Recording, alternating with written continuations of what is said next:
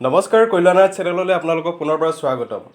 এইবাৰৰ ভিডিঅ'টো অলপমান বেলেগ ইনফৰ্মেটিভ ভিডিঅ' বনাইছোঁ আপোনালোকক মোৰ অভিজ্ঞতাৰ ফালৰ পৰা আৰ্টৰ যোনখিনি মোৰ অভিজ্ঞতা আছে তাৰ নিজৰ পৰা সৰু অকণমান কথা আপোনালোকক জনাবলৈ চেষ্টা কৰিলোঁ আশা কৰোঁ ভিডিঅ'টো চাই ভাল পাব আৰু ভিডিঅ'টো সম্পূৰ্ণভাৱে চাবলৈ চেষ্টা কৰিব চাই ভাল পালে লাইক কৰিব শ্বেয়াৰ কৰিব এণ্ড তলৰ কমেণ্ট বক্সত জনাব নাপাহৰিব নিজৰ মতামত আৰু লগতে আপুনি যদি মোৰ চেনেলটো নতুন হয় তেতিয়া ছাবস্ক্ৰাইব কৰি ল'ব নাপাহৰিব আৰু লগতে কাষত থকা বেল আইকনটো অল কৰি দি প্ৰেছ কৰিব নাপাহৰিব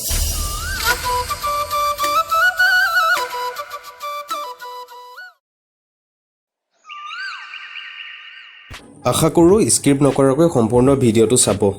তো মই এতিয়া বৰ্তমান গ্ৰেড লাইন মেথড ব্যৱহাৰ কৰিছোঁ এইবোৰে হৈছে বক্সবোৰ যোনবোৰ গ্ৰেড লাইন মেথডত টানা যায় স্কেলৰ সহায়ত যোনবোৰ এনচিৰ সহায়ত টানা যায় মই ইয়াৰ বিষয়ে মই বিতংভাৱে মই আগৰ ভিডিঅ'ত জনাই থৈছোঁ ডেছক্ৰিপশ্যনত দি থওঁ আপোনালোকে চাব পাৰে আৰু এই লাইনবোৰ পাৰোঁতে খুব কম প্ৰেছাৰ দি পেলাই পাৰিব লাগে যাতে স্কেটছখন কৰোঁতে ধৰা নপৰে ধৰা পৰিলেতো বেয়া লাগিব ছবিখন দেখিবলৈ তো সেইটো কাৰণে অলপ একদম লাইটলি যাতে আপুনি 3/8 বা 2/8 এনেকুৱা পেঞ্চিল দি লাইনবোৰ পাৰি ল'লে যথেষ্ট সুবিধা হয় ছবিখন আঁকিবলৈ নহ'লে ছবিখন দেখিবলৈ হয়তো বেয়া হ'ব পাৰে তো আৰু এটা কথা জনাব ওলাইছোঁ মোৰ অভিজ্ঞতাৰ ফালৰ পৰা কৈছোঁ ছবি এখন আঁকিলে অবজাৰ্ভ কৰিব লাগে ছবিখনৰ ওপৰত ছবিখনৰ মুভমেণ্ট কেনেকুৱা এংগেল কেনেকুৱা তাৰ ওপৰত গোটেইখিনি বস্তু ষ্টাডি কৰি পেলাই ছবি এখন আঁকিব লাগে এতিয়া কিছুমানে কি কৰে ছবিখন ধৰি লওক চাইছে মাত্ৰ মুখস্থ কৰা দি চাইছে আৰু গোটেইবোৰ বস্তু তেনেকৈ আঁকি দিছে তো সেইটো কথা নহয় ছবিখন আঁকিবলৈ হ'লে সম্পূৰ্ণভাৱে ষ্টাডি কৰি চাব লাগে ছবিখন কোনটো মমেণ্টত আছে কোনটো এংগেলত আছে গোটেই আটাইবোৰ বস্তু চালি জাৰি লৈ পেলাই ছবিখন আঁকিলে হয়তো ছবিখন এটা পাৰফেক্ট লুক দিয়াত সহায় হয় আপুনি হয়তো ছেটিছফেকশ্যন তেতিয়া ভালকৈ পাব পাৰে তো ছবি এখন আঁকিলে একদম সম্পূৰ্ণ 100% দিবলৈ চেষ্টা কৰিব যাতে 90 বা 50% দি কোনো লাভ নাই 100% দিবলৈ চেষ্টা কৰক যিকোনো কামতে তো আপুনি ৰিজাল্টটো ভালকৈ পাব তো সেইখিনি আৰু চাই থাকক শেষৰলৈকে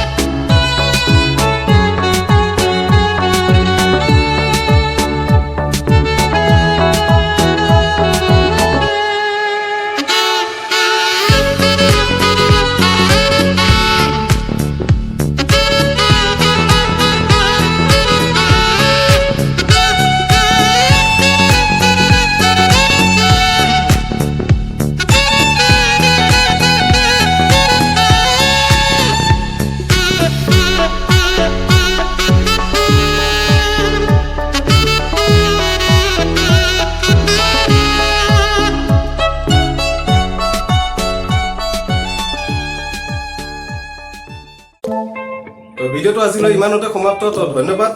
জয় আই অসম।